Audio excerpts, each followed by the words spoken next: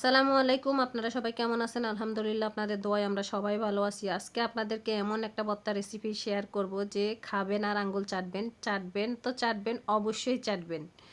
আর খেয়ে অবশ্যই আমাকে একটা গুড রিভিউ দিবেন, এটাই আমি আশা করি। কমেন্টে অবশ্যই জানাবেন ভর্তাটা বানিয়ে খাওয়ার পর কেমন লাগছে আপনাদের কাছে। তো আপনাদেরকে এগুলো সবগুলো আর আলাদা আলাদা করে বেজে দেখাইনি, কারণ বেজে দেখাতে গেলে ভিডিওটা অনেক লং হয়ে যায়। সেজন্য ভাজা অবস্থায় আমি ভর্তাটা কিভাবে কি কি উপকরণ দিয়ে তৈরি করতেছি সেটা নাম বলে দিব। ফার্স্টে এখানে রসুন নিয়েছি, তারপরে কাঁচা পেঁয়াজ নিয়েছি, মরিচ, কাঁচা মরিচ নিয়েছি, টেলে নিয়েছি আর কি, তেলের মধ্যে ভেজে নিয়েছি, শুকনা মরিচ ভেজে নিয়েছি, নিয়ে একটু লবণ দিয়ে এগুলোকে কষলে নিয়েছি। কষলে নিচ্ছি লবণ দিয়ে এ কারণে যে এমনিতে নর্মালি কষলাতে গেলে কাঁচামরিচটা পিছলে যায়, সেজন্য লবণ দিয়ে কষলে নিচ্ছি। তো সবগুলোকে এভাবে কষলাতে মানে আঙ্গুলের আগায় একটু ব্যথা করে উঠে, তো সেজন্য হাত দিয়ে একদম চটকে নিয়ে নিচ্ছি। আপনারাও এভাবে করতে পারেন। তো এরপরে দিয়ে নিচ্ছি এখানে আলু। কি কি উপকরণ দিব অবশ্যই আপনারা দেখতে থাকেন ভিডিওটা লাস্ট পর্যন্ত। এত মজার একটা ভর্তা, মানে কি বলবো, খাবেন আর আঙ্গুল চাটবেন, আমি বারবার বলতেছি। তো এরপর এই আলুগুলোকে আমি একদম আঙ্গুলের আগা দিয়ে দিয়ে চেপে চেপে এগুলোকে আবার এগুলোকে চটকে নিচ্ছি। এরপর এখানে দিলাম তিনটা চারটা ছোটো সাইজের চারটা টমেটো দিলাম। এটাকে মাঝখান দিয়ে কেটে আমি উল্টে পাল্টে ভেজে নিয়েছি।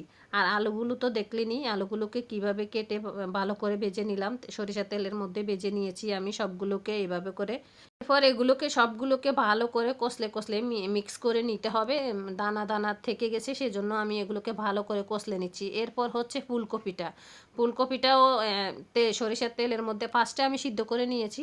ফুলকপিটাকে সিদ্ধ করে নেওয়ার পর এরপরে একটু সরিষার তেল দিয়ে এটাকে ভেজে নিয়েছি, একদম লাল করে ভেজে নিয়েছি। ভেজে নেওয়ার পর এখানে মেখে নিয়েছি। এরপর হলো আসল কাজ, এটা এই ডিমটা যদি না দেন এই ভর্তাটার, মানে এমনিতে মজা লাগবে, তবে ভর্তাটার অনেক গুণ বেশি, মানে মজা স্বাদ বেড়ে যাবে এই ডিমটা যদি দেন। একটা ডিমে এই ভর্তার অনেক স্বাদ বাড়িয়ে দিবে। তো এরপর ডিমটাকে ভালো করে চটকে নিলাম। এরপরে দিয়ে দিলাম একটু ভাজা পেঁয়াজ, মানে পেঁয়াজের বেরেস্তা বেরেস্তা করে রেখেছিলাম, বললাম না সব কিছু অফ ক্যামেরায় আমি ভেজে নিয়েছি। তো এরপর সব কিছু মাখামাখি হয়ে গেছে। মাখার পর এখন দিয়ে দিলাম একদম একটু বাড়িয়েই দিলাম ধনিয়া পাতাটা একটু বাড়িয়ে দিলে টেস্টটা একটু ভালো আসে, মানে স্মেলটা ভালো লাগে। এরপর দিয়ে দিলাম সরিষার তেলটা দেওয়ার পর একদম ভালো করে এগুলোকে মেখে নিব, একদম চটকে নিব আর কি। তো আমার ভর্তা রেডি হয়ে গেছে। তো আপনারা এভাবে অবশ্যই একটা ভর্তা তৈরি করে খাবেন, দেখবেন আর কোনো তরকারি আপনারা নেবেন না, আশা করি এই ভর্তাটা দিয়েই ভাত খাবেন। তো ভিডিওটি কেমন লাগলো অবশ্যই একটা কমেন্ট করে জানিয়ে দিবেন। আর যদি ভালো লাগে অবশ্যই শেয়ার করে টাইমলাইনে রেখে দিবেন। ভালো থাকবেন সবাই।